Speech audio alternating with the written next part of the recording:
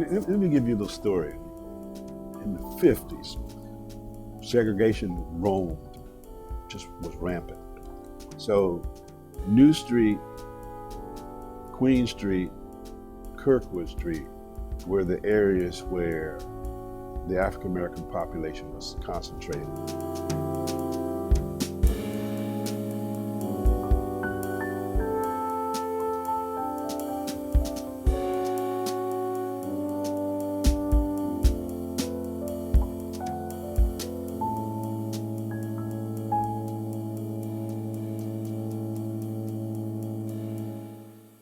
When I came in 1993, this was a crack house. The street that we are living on now was known as Crack Alley. There was cars parked all over the place, abandoned cars. The neighborhood itself was all grown up. A lot of abandoned buildings in the neighborhood. Crime was extremely high. The Dover Police Department had this as a target area. But when we moved here, House of Pride was in its beginning stage. You had your doctors, you had your dentists, you had all your school teachers, all important people, funeral directors, living in that area among those same people that the House of Pride serves. And those people, in a societal way, held them in check. They looked out for them, they gave them jobs, they gave them recognition, and there was an exchange there. So after the period of integration occurred, and we found that we could move out of those neighborhoods, that's what we did. We had the money, and we moved out of those neighborhoods, and we left those neighborhoods to just fester. So Kirkwood Street itself turned into, I guess you would call it Pig Alley, as you would find in Paris, where you had prostitutes and you had drug dealers, you had crap gangs going on, shootings and nightclubs that stayed open all night, churches right in the middle of all that. And the community decided to go through and clean up Kirkwood Street, go through and clean up Queen Street. And so that pushed those people into other areas. And New Street was one of those other areas.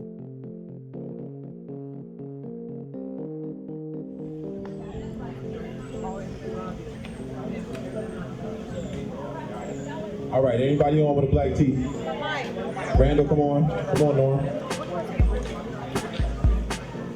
All right, let's just everybody gather around here. First off, I want everybody to look at this woman. This woman is a walking history book. This woman has changed this community. She has changed the street. 20 years, 7 days a week she works. She comes in at 8 o'clock in the morning. Some days she doesn't get home till 3 o'clock in the morning. I've been there with her, I know.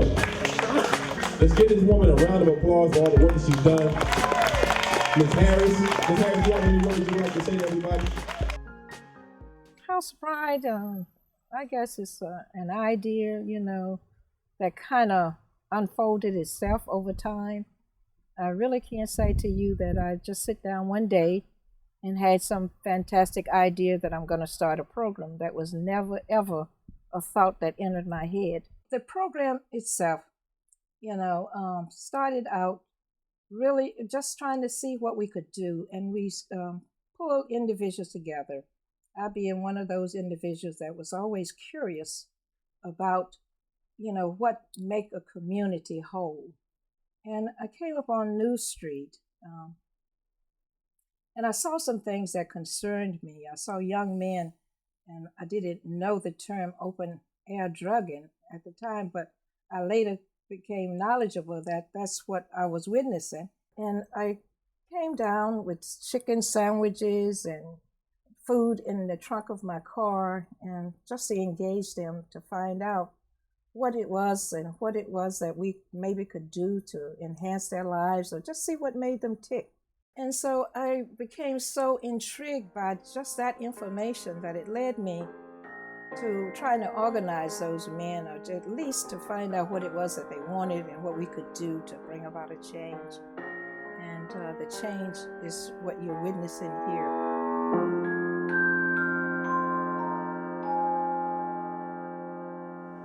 I came here, man, broke down, you know, nothing but the clothes on my back, heroin addict, still sick, all of that, you know, and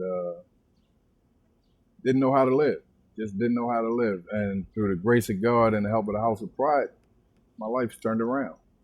Well, this is a long-term program, which a lot of other rehabs I was in was short-term, and it didn't give me enough time to really work on myself. I was only 23 when I got here. So, it's the youngest one here and still am. Found out it really instills motivation in me to stay clean and sober. Helps me focus on what's most important. You know, I would go into a 28-day or 6-month program at the max. And then they'd send me right back out on the street. I came from a program in Florida, Fort Lauderdale. And at the time, I'd done the 28 days and came back. And it was like, I feel as though I wasn't ready. They give you a year where you don't have to work. And then you get to transition while you're still staying at the house. And you start to work, and then you just come home, and we have meetings. And I stayed in the program for 18 months. So, and pretty much still in the program, you know, I mean, as far as, you know, just being a part of what goes on. So I'm still in the program. And it just gradually eases you back into society. And that's one of the reasons I stay connected with the House of Pride is because I see a lot of guys come in here, man, and don't realize that this thing is about saving your life, and that you can seriously and you can truly die if you don't get this.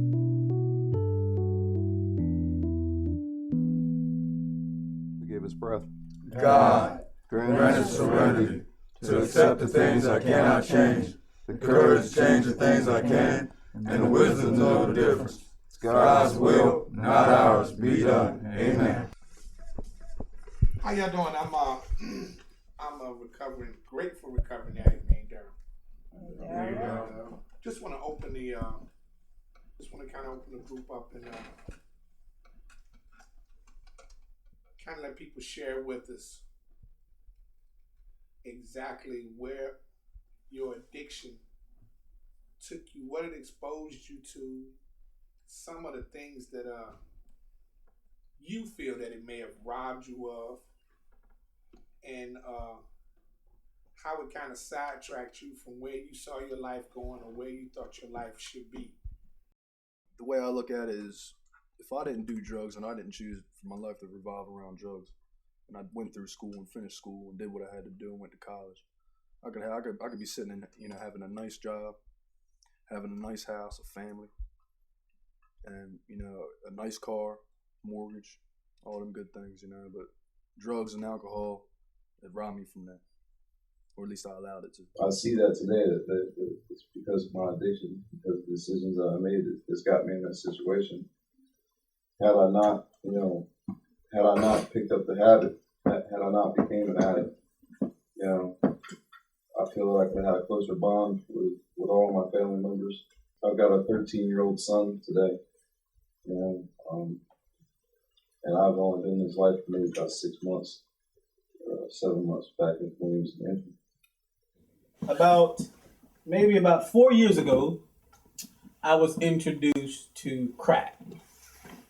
And that was the worst thing that ever could have happened to me. I thank God for a second chance. You know, what better way to have a new start than to be on New Street? You don't say nothing or do nothing unless you get permission. Your permission would be, my name is Ted, I'm an addict, may I speak? If they tell you no, shut up. You don't have to do this.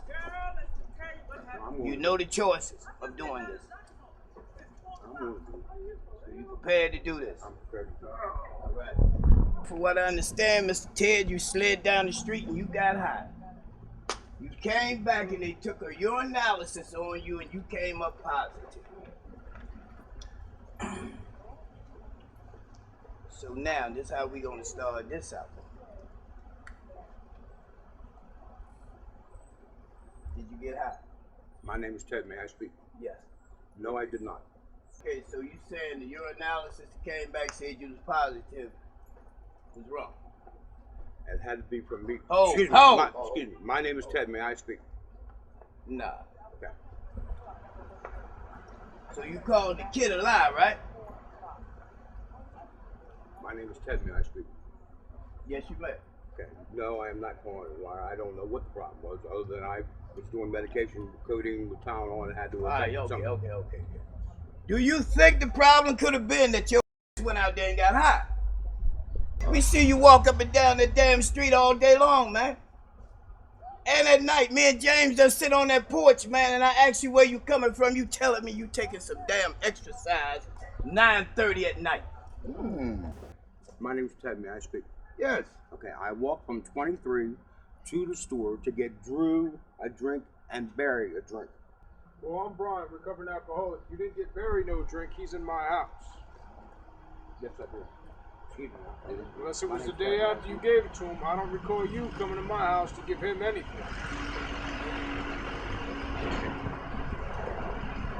I did. Now, I'm saying, you didn't ask permission to speak, and I'm not about to give it to you right now. I come down here and I look at you every day. You stare these guys straight in the face, whether you're smoking or not. You come down here, you have a relationship with everybody. Now, recently, you've been going up and staying in your room and using the AC as an excuse. You don't want to be out here in the heat and all this and all that. Bull. Go ahead. The only time I go up in my room, I might go up there for maybe a half hour or something. Hey, shut up, man, because all the fuck you doing is sitting here justifying everything, man. No, you need to just shut up, man. You need to shut up. You just need to shut up. Let me tell you something, man. You can sit here and think that you fooling all these people, but I see you. You know what? I ain't been down here in the past week and now I get back on the block. Don't you know they love telling me shit? And you gonna sit here and try to pull a wool? Man, let me tell you one thing, you right. You better stop trying to justify shit. The test is positive for cocaine. Unless someone else was hot, did it. I mean, I don't know how you can justify anything. But man, if you are going to get recovery and you're going to get straightened out, you've got to get honest with yourself first. You cannot bullshit a bullshit, okay? Yeah, you just got to know, Ted, man, it doesn't matter to me if you get high. I'm glad you did it because you took my turn, you know? I didn't get high today. I didn't get high yesterday. So you took my turn, sir. Now, if you want to do it tomorrow, do it tomorrow. But you know what? If you want to get sober, you're at the right spot. Get honest with yourself, Ted. I mean, I don't care if you got high or not. It doesn't matter to me. I'm going to sleep good tonight. I'm going to wake up tomorrow. I'm going to do the same thing I did today. But I'm telling you, man, if you want recovery, it's here. It's here. And you know that.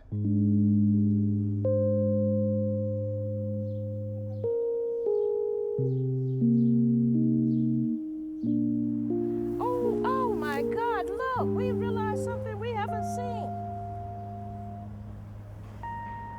This is our first tomato. And there's lots of them here.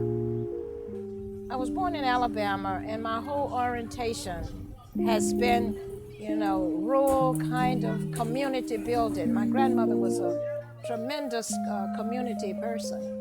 And in coming here and trying to bring some of those kinds of thoughts and ideas to the forefront, you know, I picked up on the garden, and that's a big, big piece of a teaching tool for me.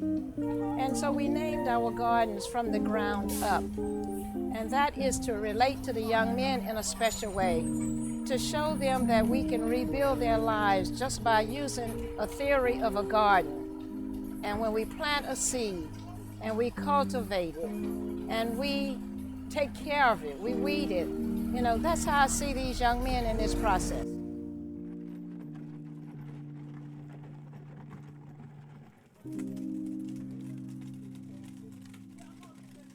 Before House of Pride actually began to work in this neighborhood, you didn't see any children playing in the street. You didn't see any old elder people walking the street. If you look around, you'll see that there's not a lot of trash, not a lot of debris that is on the street. When I first moved over here, there wasn't any green grass. I mean, you see now where people have green grass in their lawn. The men's in the House of Pride were instrumental not only in revitalizing from a perspective of helping to renovate, helping elder people to repair homes and etc., helping to clean up the debris in the neighborhood. But even now, you'll see them sometimes, they'll just take the lawnmower and they'll cut grass that is in front of some of the houses in this neighborhood. And so the organization itself has been a motivator, more so than anything, for the citizens that live in this community. Oh, how's it on the streets? A lot better than it used to be. A lot of changes, a lot of buildings with the boards taken off. You know, a lot of flowers are being planted. A lot of people feeling a lot safer. And to measure the, I guess you can say the improvement of the neighborhood itself. When we bought this house, it was $35,000, and now the house itself appraised for more than $150,000. See, so there's been a lot of changes made, tremendous changes, and it's continuing to improve. The strength of the community itself now is where people feel like they're empowered. But before, they just felt helpless. They felt like they didn't have a voice. They felt like nobody really cared. But now the people feel more empowered. And when I say they feel more empowered, because now if there's something going on in the neighborhood that they disagree with, they are comfortable with contacting police. They are comfortable with contacting their city councilman. They are comfortable with contacting people that can be instrumental in helping to bring about changes. Now there are neighborhood watch programs in place, and there are the kinds of things that is developing in this neighborhood that you see in other neighborhoods. They have a New Street Civic Association, so there are the kinds of things that are in place now that is continuing to bring about the changes that are needed so that people feel good about where they live. But when it comes to the needs of the clients, you know, that's another issue. There are so many needs, and there are so much more that could be done for these individuals and giving them a greater jump start in life. If individuals would just come and offer, just be a volunteer, just saying the right thing to the right people, that would enhance the support and the financial support. The houses over here where you see the young men gathering, you know, they are cleaning out the facilities that, you know, was much utilized for our transition aspect of the program, as well as our women's facility. And due to the lack of our ability to own those, you know, they are being sold. And what you witness right now is the clean out. And for that reason, we've had to downsize because the money just was not there for us to purchase those buildings. But we've been renting them for the last 3 years. These buildings were utilized, you know, by a lot of things that made it uncontrollable. And so what we chose to do was to try to have the major stock in the neighborhood so that it could be a visible, you know, a visible change. And so we planted flowers and we painted these buildings, although we didn't own them. We did whatever we could do to maintain them and to make them look credible in the neighborhood. So we kind of, you know, unhappy. And the guys that you see over there is quite sad that they've lost some stock in the neighborhood. Most of the properties that we do own were once boarded up when we came in. We have at least 2 buildings now that needs desperate repair because they are in renovation, and we suffer, you know, the lack of materials and support to have them where we can have the homeless supported, you know, with those buildings. This is our inclement weather shelter. It stays open for like 4 months. I don't know, it's according to how the weather, if it gets cold, we're open. It's for men. And we average anywhere from 16 to 21 or 20 people a night. This is all volunteer. You know, there's no one paying us for doing it or paying them for doing it. And, you know, they get a shower, they get a meal, they have TV, they have heat. Just for that, it's open from 7 at night to 7 in the morning. A lot of these homeless people out here basically depends on the shelter in the winter. And if you're around when it starts to get cold, they're basically banging our doors down, asking us when the shelter's gonna open. Because like I said, you know they're gonna get a hot meal, and anyone that needs clean clothes, we'll go to the houses and collect. Size shoes you wear, and we just give it, because it's given to us through donations. And we just give back. I hope that, you know, that's not the case where we don't have the money. You know, because you know, I done seen a couple of them out here where it's time where, you know, you can't come in and they sitting out here on the porch, but, you know, that's our policy, or they somewhere to stay warm, and it's kind of rough. I just hope we do have the money to, you know, keep operating this, you know, and just, all I can do is pray on that.